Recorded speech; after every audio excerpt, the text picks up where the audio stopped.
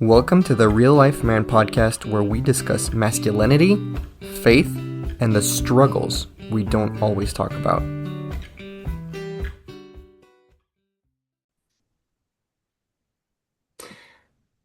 All right, well, welcome back to the RLM podcast. Thank you for coming on here, John. We have a new guest that I wanted to present to everybody and kind of get your God story. And we also have Chris on the phone. You guys already know Chris and me pretty well. I was hoping to get a quick introduction for John Kelsey. And John, would you just kind of present yourself and tell us who you are, what you've done for the last couple of years. Just the last couple? A Go couple ahead. decades. Let's do decades. Well, thanks, Marc, Chris, for inviting me on. That's an honor. Yes, my name's John Kelsey. My wife, Jen, we're high school sweethearts. We've been together since we're 16. And our son, Josiah Max, just turned 22. And let's see, we've been earning our living by telling people about Jesus for the last 30 years. And recently, we've been working with the ministry called The Navigators, and they're based out of Colorado Springs. And their focus is basically really wanting to help people grow deeply in their walk with God. Hmm. Simply put, but powerful. Yeah.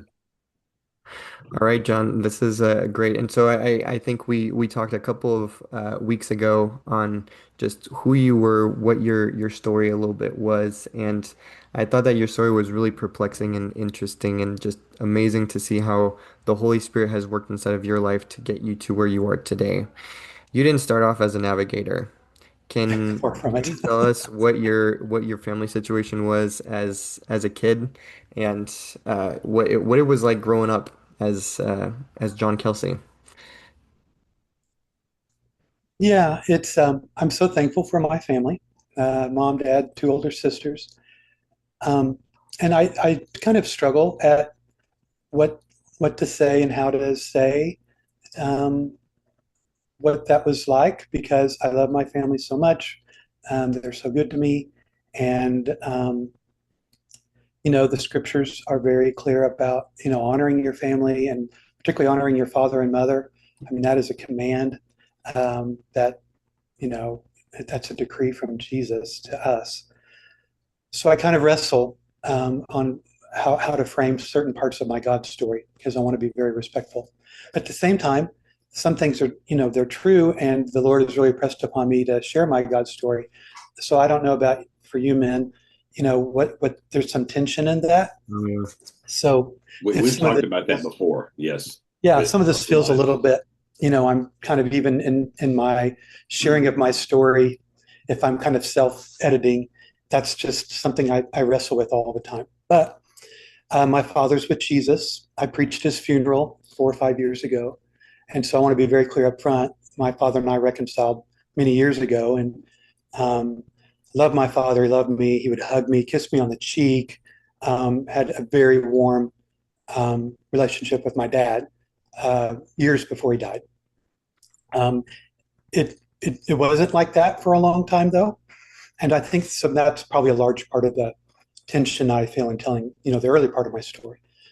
My father was a bivocational Baptist pastor. He worked at oil companies during the week, and then he would preach at very small Baptist churches, usually like in the rural part of northeastern Oklahoma on the weekends. He wanted to be in full-time ministry, but two things. Number one, my mom did not want to do that. And two, he just never could find an opportunity where a church or, that God would open the door. So he's always frustrated by that. And there was just problems in our home behind closed doors. There was a lot of fighting and frustration and depression and anger Mm. but that was behind closed doors, openly into the community. Our family was very well liked, very well thought of, um, and my family were definitely people of integrity, worked hard, good people, good neighbors. But again, like with a lot of families behind closed doors, there was another story. And so, when you're very young, I was the youngest. And I was a very peaceful, quiet, kind of an introverted, shy child. So you learn early on, you know, how to act in public. And then, um, because there's consequences too, if you act it out. And, my sisters and I, we were in church 3 times a week. Mm. Um, and so we were part of the large county seat church in town. And that was the church my mom grew up in, when she was young. And it was a good church, heard the gospel, understood the truth, and we were loved and had fun at that church. It was just 3 blocks from my house. But, I think it was really difficult because I would hear the gospel and the love of Jesus that morning, but no fooling by, Sunday afternoon. By the time I was probably about the age of 4, there was beatings and yelling, and I was afraid. And so early on, I was confused about, well, I'm hearing about God loves me and God is a good father. But, by 2 or 3 o'clock on Sunday afternoon, my father, I felt like he hated me and I was afraid. I didn't know where to go. And so, when you're a child, and a little boy who looks up to his dad, and my father was 6'3", 220. um, I, there was just kind of some cracks forming in my identity and my reality about what I was hearing, and then what I was interpreting and how I was working that self out. I Mm. think as men, particularly those of us who were born and raised in church and we're forming our categories of what truth are, we're trying to anchor that into something. We're hearing something that's a truth claim, and then we're trying to attach it to, okay, what is the permanence of that? I didn't have that. I was hearing this, but it didn't make sense to me in my home. And my mother did her best to intervene, try to get in between my father and I. Um, but, she could only do so much. I quickly saw that, my dad was really hurtful and cruel to my sisters, but it was very different with me. There was an elevated level of rage and just abuse towards me that even my sisters didn't see. And then, as I got a little bit older, my father would tell me I wasn't worth anything. He would say I wasn't worth a bucket of warm spit. I couldn't do anything right. So in some ways, the verbal abuse was even worse than the physical abuse. John, can I ask a question before Yeah. we move forward on that? How young do you remember? Do these memories settle on you? You go that you saw discrepancy, Mm-hmm. and then how young would you say you were when you began to hear those kind of um, those verbal attacks on your value? How young? The physical abuse started when I was 4. I can consciously remember the verbal probably about first grade. And again, I didn't know. He was out of work. My poor dad. He worked so hard. But when you're in oil and gas in Tulsa in the 70s, and then coming into the 80s, he would work and then he'd be laid off, and then he would get another job. He'd be laid off. And as he was getting older, it was harder for him to be rehired, or when they could, fire him, they could rehire somebody younger. It was just getting harder as he got older. So I know that was bringing a lot of pressure on him with a wife and 3 kids and a mortgage. And then I found out much later, he was the youngest of 5 brothers. His older brothers were combat veterans of World War II. They didn't know what those guys came back with, PTSD. They didn't have words for that. But he was horribly physically abused by one of his older brothers that came back from the war. And my father started drinking when he was in the 9th grade. He was an alcoholic by the time he met my mom and they were in college. And he quit drinking to marry her. And so there was just, and he knew the Lord, but there was just so much wrapped up in him that, Mm. again, they didn't understand or know how to deal with when I was a kid. And poor guy, he was just a tortured person. And all he knew to do was to act out with me that had been acted out on him. But again, I'm 4 or 5, 6 years old. You know, I couldn't be Dr. Phil.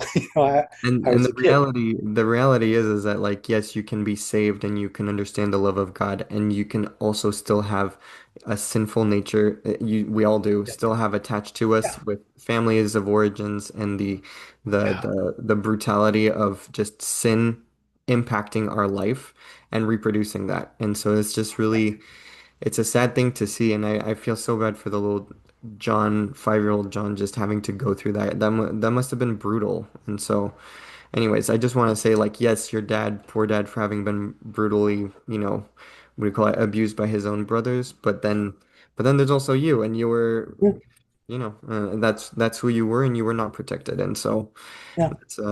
that's hard, Yes, and that was happening in homes everywhere. totally. And but again, I just in my world it was me, and I think we can talk about this later, but it shaped me. And God redeems those things later in life. But those wounds are very open and very real.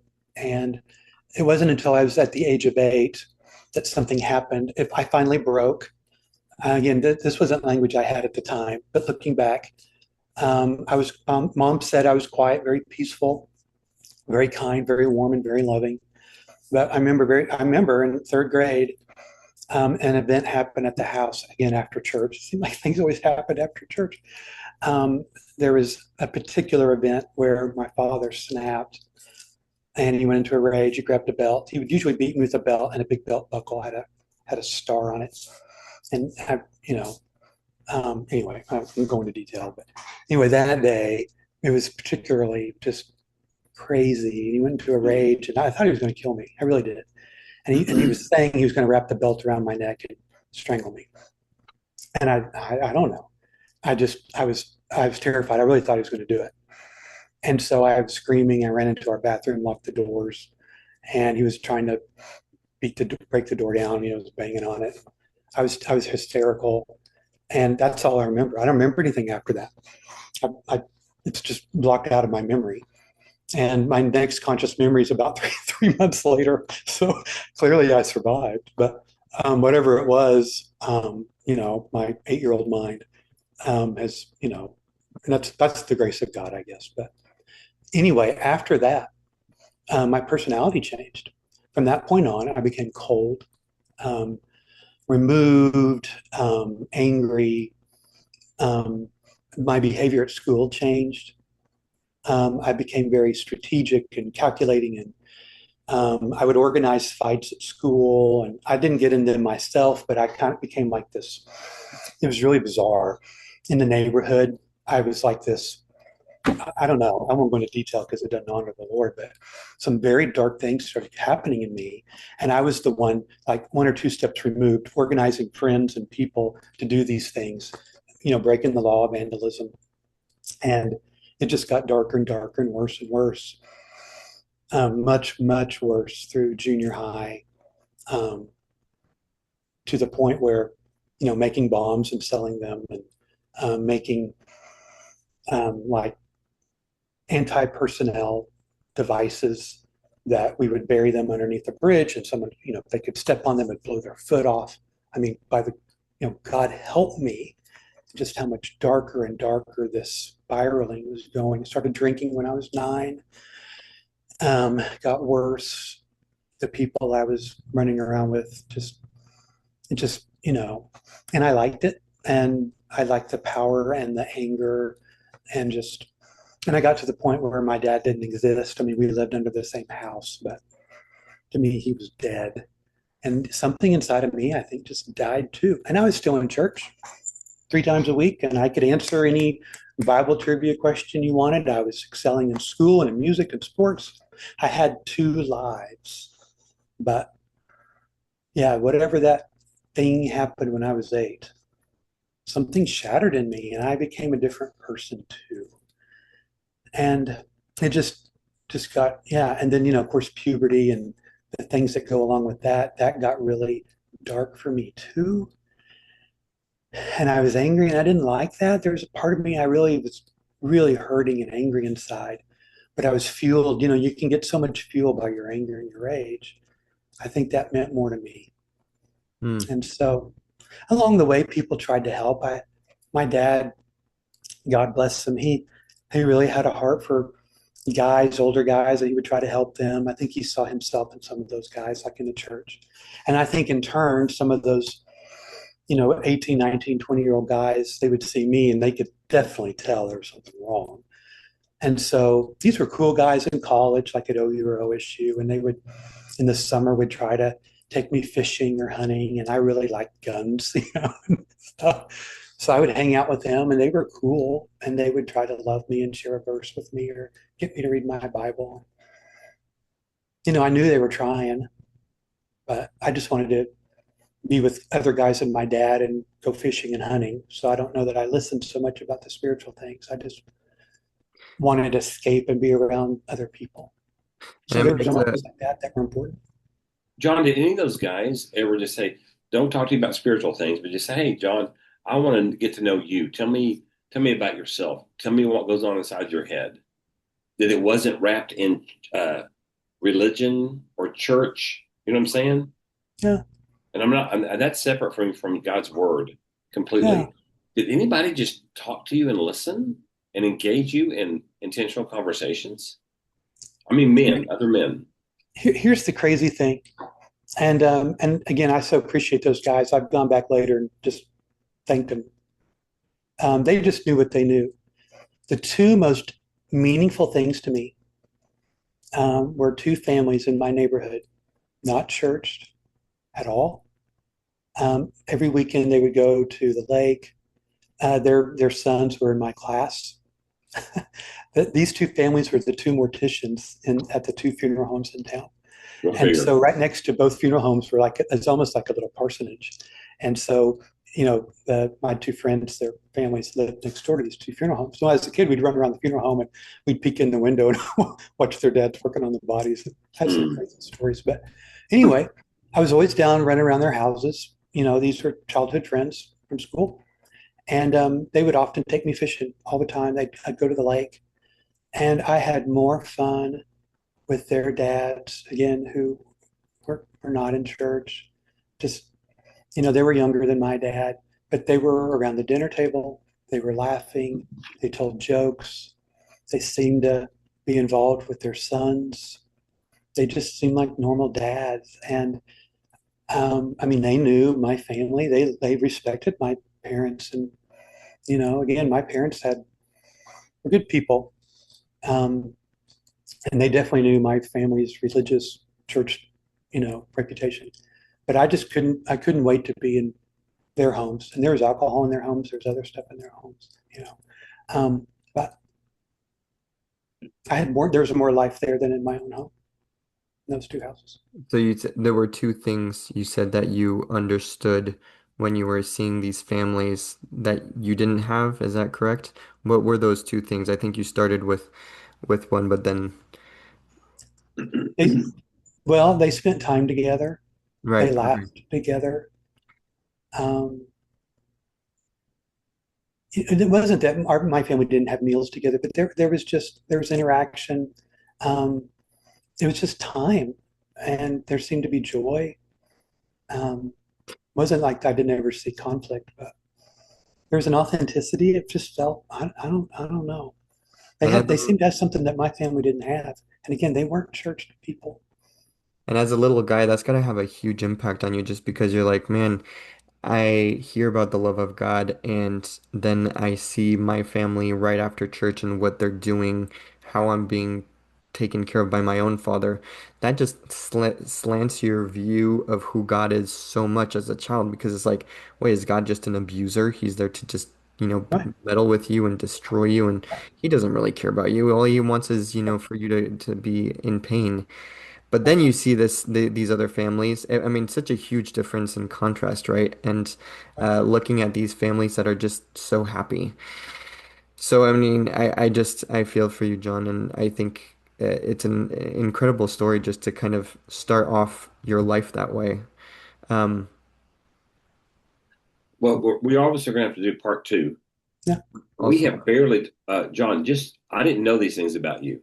I mean, you and I have had a few conversations, but I didn't know any of this about you until doing this podcast with you.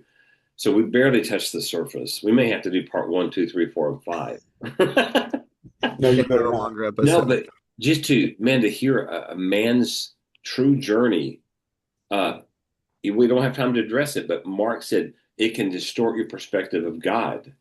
Yeah, did it distort your perspective of God? Yes, Okay.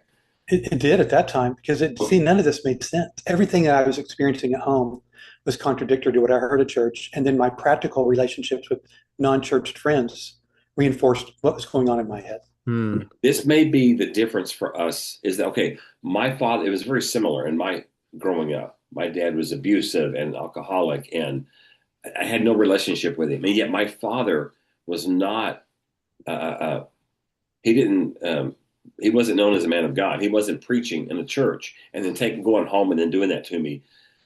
So I don't know how it happened, but I never compared God to my earthly dad. But I thought, well, thank God for that. But then your dad was up front preaching to people about the love of God. So my brain, my mind may have been tweaked as well as yours had. So, well, Mark, where do we go from here? Because there's so much more to talk with John about. There is a lot of talk about John with John, and I think that we want to be able to hear about what your next steps were as you kind of keep on growing up, because that was your childhood. But then we know that there's teenage John, and then there's adult John, and that's a whole other story because you are where you are today. It's interesting, right? You start Yep. off with such a terrible beginning, and then you are now a well, you're many things, but a navigator and hugely influential with a lot of people inside of the church. So it's just there's a switchback there somewhere, and we need to hear about the switchback that happened. Um, Mark, let me interject this. So we had a barbecue at your house, John, 2 days ago, and this is the date doesn't matter, but you sat in your patio and you were incredibly transparent about you where you are today and some of your current struggles today. So I left there, I left your home so encouraged at your transparency and authenticity. And yet some people went, well, he went through that. Now he's completely healed. He's good to go now. And life just doesn't work that way. It doesn't. And so I want to talk about that the next time we do the next episode about what you shared the other night, if you would. That will give guys who are listening to this podcast hope to go, you know what? I'm not going to have it all together. And there are going to be bumps and valleys right now, even after God has brought me through some things. hmm, So thank you again already for this snippet of story. yep. Awesome to hear the beginning of this story. Um, Tune in next week to be able to hear the follow up on where John goes next and what teenage John is all about. So thank you all for joining, and we will talk again to you guys next week. Thanks, guys. Bye, everybody. Thanks. Thanks for tuning in to Real Life Men. If this episode spoke to you, share it with someone who you think it would speak to also. Please subscribe and leave a review for more honest conversations about manhood, identity, and real life. This podcast is brought to you by Fahrenheit Mentoring. Please visit our website at fatheringEncouragement.org to listen to other shows and to learn more about our course on how to be a mentor. Have comments or questions to share? Your question may appear on a future episode. Email us at contact@fatheringmentoring.org. Until next time, keep being authentic, keep growing, and keep following our God where He leads you.